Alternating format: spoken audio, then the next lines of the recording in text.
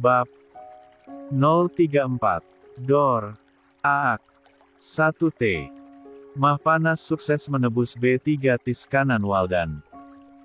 Di sisi kanan jalan, Rusdi mulai panik, hendak mencegah. Tapi seorang rekan mencegahnya seolah meyakinkan bahwa Arman tidak akan kehilangan kendali. Dor. 1T3 bahkan kembali mendarat dengan sukses menembus B3 tis kiri Waldan. Ujung S3 jatanya mengeluarkan asap saat dibawa turun, menggantung di sisi tubuhnya. Melihat Waldan meringis kesakitan di sana, tak membuat Arman selesai dengan amarahnya. Perlahan, ia mendekat, melayangkan kaki kanannya menghantam dada Waldan. Sekarang, pria itu jatuh terbaring di atas tanah. Telapak kanan S3 patu B00T Arman menekan D asteris da Waldan kuat-kuat. Ujung senjatanya kembali ia arahkan ke depan dahi yang semakin mengerut karena terkena rintik hujan. Jika tadi aku tidak datang, apa kau akan melakukan ini pada istriku? Waldan masih membisu. Mulutnya kaku, wajahnya pucat.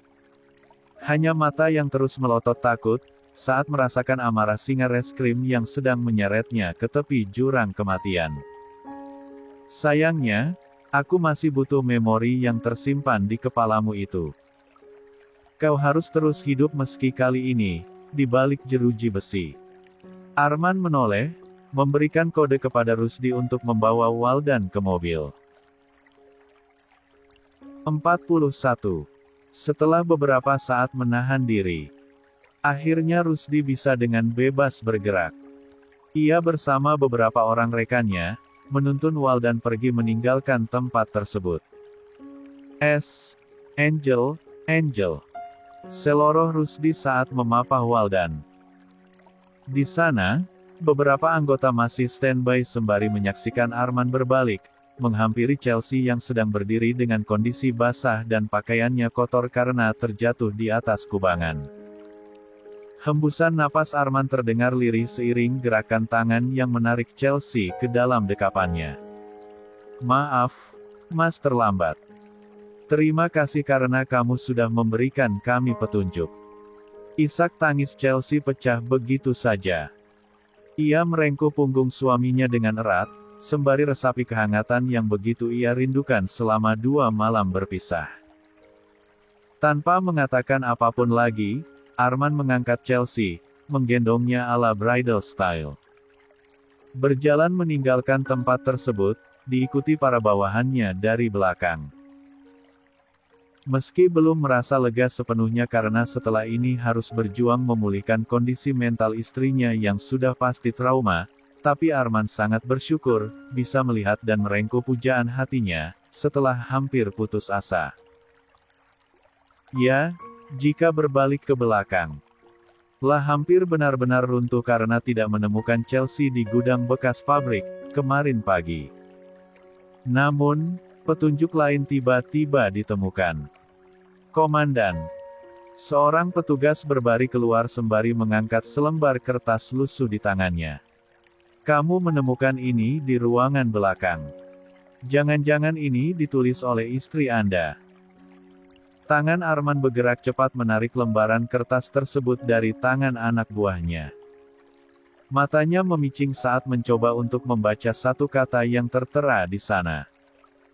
Tulisannya sangat acak-acakan, seolah ditulis dalam keadaan tangan terikat. Kampung. Dahi Rusdi ikut mengerut saat ikut membaca satu kata tersebut. Apaan ini? Tunggu. Telapak tangan Arman terangkat ke depan wajah Rusdi. Kampung. Aku yakin, Chelsea yang menulis ini. Dia pasti tahu aku akan menemukan tempat ini dan kampung. Sepertinya dia dibawa ke kampung halamannya. Nah, maksudku tadi juga gitu, sahut Rusdi dengan gaya sok taunya. Arman dan yang lain, kembali ke kantor. Operasi penangkapan akan segera dimulai. Mereka semua sempat apel singkat di lapangan untuk koordinasi, sembari menunggu jawaban dari Bu Nur tentang letak pasti kampung halamannya. Di tengah teriknya matahari, Rusdi mulai kelelahan karena tak tidur semalaman. Namun, saat melihat Rania memasuki pelataran depan kantor Satreskrim, sontak ia langsung berdiri tegap di depan barisan. Kita semua harus tetap semangat. Rusdi bersuara dengan tegas, sembari melirik Rania yang terus berjalan ke arahnya. Mengangkat sebelah tangannya yang terkepal erat sembari berteriak. Sidik Sakti Indra waspada. Sidik Sakti Indra waspada. Seru semuanya secara bersamaan. Bang, Pak Arman mana? Sapa Rania saat berdiri di samping bintara itu. Ran. Pura-pura kaget. Lagi di dalam ruangan, bicara sama Pak Kapolres. Bentar lagi turun. Oh ya? Udah tahu alamat Bu Nur di kampung? Sudah, jawabnya sambil mengangguk. Saya diminta ikut sekalian nemenin Bu Nur di sana nanti. Jadi, udah bawa pakaian ganti nih. Oh bagus itu. Nanti satu mobil aja sama aku, biar aman dan nyaman. Bapakmu, ikut tah. Kesempatan di 42. Situasi mepet ini, digunakan Rusdi untuk mencuri waktu untuk bicara dengan gadis muda itu. Sementara dirinya dalam sana, Arman duduk di hadapan atasannya, mendengarkan wejangan khusus sebelum turun dalam operasi penangkapan Waldan yang telah resmi ditetapkan sebagai buron. Tangan beliau menepuk pundak Arman. Saya jadi ingat istilah-istilah di kepolisian, terutama reskrim.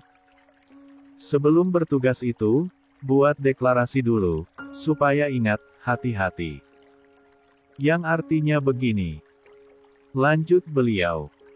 Kalau anggota reskrim sudah ke lapangan, ingat, kaki kanan di kuburan dan kaki kiri di penjara. Terlambat bertindak kalian bisa jadi korban, terlalu cepat bertindak, bisa masuk penjara. Saya tahu, kamu pasti dendam. Kamu marah dan kamu punya niat untuk membalas rasa sakit yang kamu terima sekarang. Tapi, biar hukum yang melakukan itu untuk kamu. Tetap jaga martabat kesatuan kita, karena, saya menyiapkan kamu untuk menjadi Kapolres, pengganti saya dan suatu saat saya yakin, kamu akan menjadi seorang jenderal besar, seperti mendiang Puang Andi Malarangeng, kakekmu.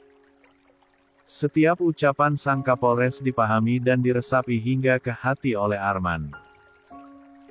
Meski ia tidak yakin, apa dirinya bisa menahan diri, sedangkan yang dibawa kabur adalah separuh jiwanya. Badan kembali ia tegapkan, menatap pria Parbaya di hadapannya. Saya, siap. Pak Kapolres tersenyum sembari mengangguk penuh rasa bangga kepada salah seorang perwiranya yang begitu berpotensi, tanpa membawa-bawa nama besar keluarganya. Setelah pembicaraan singkat itu, Arman segera berangkat untuk memimpin operasi penangkapan kali ini. Karena ibu mertuanya ikut bersama Pak Kusnadi dan Rania, mereka bisa lebih mudah mencari tempat-tempat yang berpotensi menjadi lokasi persembunyian Waldan. Semua proses berjalan dengan lancar, tanpa kendala yang berarti. Arman memang selalu unggul dalam memecahkan kasus kejahatan dalam waktu singkat. Waldan dibawa ke kantor polsek setempat, sebelum dibawa ke Jakarta besok. Chelsea sendiri diantar ke rumah salah seorang tetangga lama Bu Nur untuk beristirahat sebelum kembali ke Jakarta. Sesampainya di depan pintu, suara histeris Bu Nur langsung terdengar nyaring. Chelsea. Beliau berhambur, memeluk putrinya yang begitu pucat dan lemas. Alhamdulillah, kamu selamat Nduk. Ibu hampir jantungan mikirin kamu, ya Allah. Maaf, Bu, lirik Chelsea dengan mata yang semakin sayu. Kalau gitu ayo masuk. Kamu harus istirahat. Bu Nur melepaskan pelukannya lalu menarik tangan Chelsea masuk ke dalam rumah, bersama seorang tetangga lama mereka. Sebelum ikut masuk, Arman menghampiri Rania di teras depan. Terlihat gadis itu sedang berjongkok, merapikan sandal Chelsea dan beberapa sandal lain agar tidak berserakan. "Ran." "Iya, Pak." Berdiri tegap, menghadap Arman. "Kamu sudah di sini dari siang. Apa kamu tahu, warung di dekat sini?" "Tahu, ada di ujung jalan sana. Ada yang bisa saya bantu?" "Belikan plester. Saya lupa bawa P3K tadi." "Kalau ada, sekalian sama betadinnya," ucap Arman sembari mengeluarkan selembar uang pecahan 100.000 dan langsung disodorkan ke depan Rania. "Kamu jangan pergi sendiri, biar ditemani Rusdi." "Oh, baik Pak." 43. Pandangan Arman kembali beralih ke halaman depan, di mana Rusdi sedang mengobrol dengan beberapa rekannya. "Rus." "Ya." Perhatiannya teralihkan kepada Arman, di teras. "Ada apa Dan?" "Temani Rania ke warung sebentar." "Oh, siap." Meski sedikit risih, Rania tidak punya pilihan lain. Ia mendekati Rusdi dan beranjak pergi meninggalkan halaman dengan berjalan kaki, toh warung itu tidak terlalu jauh, meski mereka harus melewati area perkebunan. Langkah Arman berlanjut, menghampiri Chelsea di kamar. Bertepatan saat ia masuk, ternyata istrinya sedang dibantu Bu Nur bersih-bersih dan berganti pakaian. "Biar saya aja, Bu." "Ya wes kalau gitu, Ibu mau siapin makanan dulu di belakang." Bu Nur menyerahkan pakaian untuk Chelsea kepada Arman. "Tolong ya, Nak." "Iya, Bu." Selepas kepergian Bu Nur, Arman bersimpuh di hadapan istrinya yang sedang duduk di tepi tempat tidur. Mendongakkan kepala, hingga tatapan mereka beradu dari jarak beberapa sentimeter saja. Dari jarak sedekat ini, Arman bisa melihat beberapa bekas memar di pipi dan pelipis Chelsea. Rasanya ia ingin bertanya, apa saja yang sudah Waldan lakukan, tapi, jika Arman mengetahuinya sekarang, ia tidak yakin bisa membiarkan Waldan bisa hidup sampai besok pagi. "Ayo, pakai dasternya." Belum ada sepatah kata pun keluar dari mulut Chelsea. Ia terlihat pasrah saja saat Arman membantunya memakai daster motif batik yang sengaja dibawa Bu Nur dari Jakarta, untuk persiapan menyambut Chelsea. Selesai dengan tugas pertama, Arman kembali melakukan tugas selanjutnya, yaitu mengikat rambut panjang istrinya, agar tetap rapi. Tapi, di tengah aktivitasnya itu, Chelsea tiba-tiba berbalik, memeluknya secara mendadak. Karena posisi yang tidak pas, akhirnya Arman jatuh terlentang di atas tidur. Sementara Chelsea masih memeluknya erat, sembari terus terisak-isak. Wanita sekuat apapun, pasti akan menangis jika sudah berhadapan dengan pria yang paling diandalkannya dalam hal rasa, asa, dan cinta. "Capek?" "Ya." Chelsea mengangguk sambil sesegukan. "Capek boleh, nyerah jangan," dielusnya punggung Chelsea dengan lembut, seraya menatap langit-langit kamar di atas sana. "Di saat satu dunia berusaha memisahkan kita, Mas janji, akan menjadi orang pertama yang selalu ada, untuk melindungi kamu. Sampai kapanpun." "Udah yuk, duduk lagi. Bahaya kalau posisinya begini terus." Arman berusaha untuk bangkit, tapi Chelsea seolah tak ingin melepaskannya. "Nanti Jalu bangun loh." Sontak pertanyaan itu membuat Chelsea langsung bangkit, berdiri di samping tempat tidur. Wajahnya yang sembab, mulai bersemu merah. Saya mau keluar sebentar." Ia berbalik, mengambil langkah 1000 keluar dari kamar itu untuk menghadiri situasi itu, meski harus berjalan pincang sekalipun. Di sisi lain, Rusdi dan Rania yang diminta membeli plester, malah tersesat ke perkebunan saat perjalanan pulang dari warung. 44. "Ran, Ini kita salah jalan pulang. Kayaknya gitu. Maaf bang, saya lupa jalur tadi, jawabnya, semakin merasa bersalah. Terus jalan aja, nanti juga nemu jalan yang benar. Apes tenan. Rusdi mendongakkan kepalanya memperhatikan pepohonan yang begitu besar. Assalamualaikum Pak Kunti, Bu Kunti yang lagi patroli. Saya numpang lewat. Gumam pria itu didengar jelas oleh Rania. Ia berbalik badan ke belakang, sambil bersedekap. Yaelah, sama begituan aja takut. Malu sama seragam, bang. Ingat motto, sidik sakti indra waspada. Siap. Bahu Rusdi kembali bergerak turun. Buah. Mana jalannya? Ini lagi dicari. Rusdi kembali pasrah. Berjalan tepat di belakang Rania.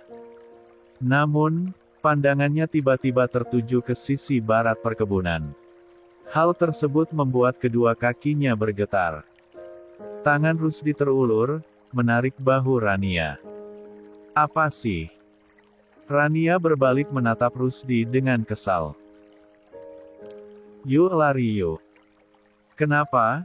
Abang lihat hantu. Ia menoleh kanan kiri. Mana? Nggak ada. Bukan, tapi itu. Di belakang sana ada babi. Kelopak mata Rania terbuka lebar saat melihat seekor babi liar berlari cepat ke arah mereka. Hua! Pekik Rusdi. Lari. Lah masih mematung di sana, saat Rusdi hendak berlari melewatinya, tangan Rania bergerak cepat menarik stol yang menggantung di tali pinggang Rusdi. Diarahkan ke depan, jari telunjuknya menarik pelatuk dan dor. Tembakannya tepat mengenai kepala babi liar itu. Wow! Rusdi terperangah kemudian bertepuk tangan. Edan. Rania menurunkan S3 jata itu seraya berdecak tak percaya atas apa yang baru saja ia lakukan. Pagi ini, kabar tentang Chelsea yang sudah ditemukan, sudah sampai di telinga Bu Nera yang kebetulan masih stay di rumah sakit untuk menjaga Oma. Bu Nera, yang menjaga wanita tua itu sejak semalam, justru menunjukkan ekspresi datar, seolah biasa saja mendengar berita tentang Chelsea. Alhamdulillah, kakak ipar baik-baik saja, gumam putra Bu Nera, saat kembali duduk di sofa ruang rawat VVIP itu. Aku nggak sabar mau kenalan sama istri Bang Arman. Cek, biasa aja. Ia menyunggingkan senyum ke arah putra bungsunya yang baru saja menyelesaikan tugas militer dan kembali ke Jakarta hari ini. Sebenarnya, si Chelsea itu pasti sengaja. Dia memang mau kabur sama mantan suaminya. Kalau menurut Mama, lebih baik mereka pisah aja.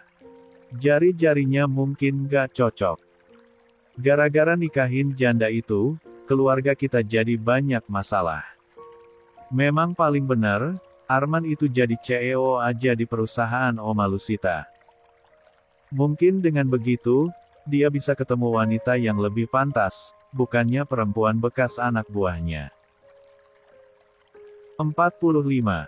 Yaelah mah. Pemuda itu merebahkan diri di atas sofa.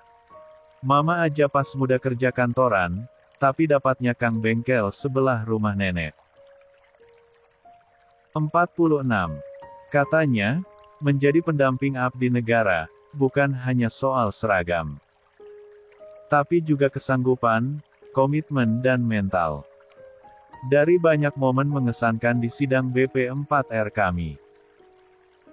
Pesan dari seorang petinggi Polri selalu aku bawa di kepala sampai titik ini. Beliau berkata bahwa, aku bisa memiliki hati Mas Arman sepenuhnya, tapi raga dan waktunya milik negara. Gitu-gitu, dia papamu. Lah iya. Makanya jangan nilai seseorang dari standar sosial. Lanjutnya, begitu santai menanggapi sikap sang mama. Buktinya, Papa bisa bertanggung jawab dan bertahan setia sama Mama. Ngomong sama kamu itu, sama saja, ngomong sama batu. Keras kepala. Ketimbang terus meladeni ucapan putranya, Nyonya Nera masuk ke dalam toilet. Bertepatan dengan itu, seorang dokter spesialis dan perawat masuk untuk visit. Tanpa pikir panjang, pemuda itu langsung mendekati berangkar di mana Oma Lusita masih tertidur lelap. Anda ini, adik Pak Arman? Bu, bukan. Saya, Andi Arkan, sepupu Bang Arman.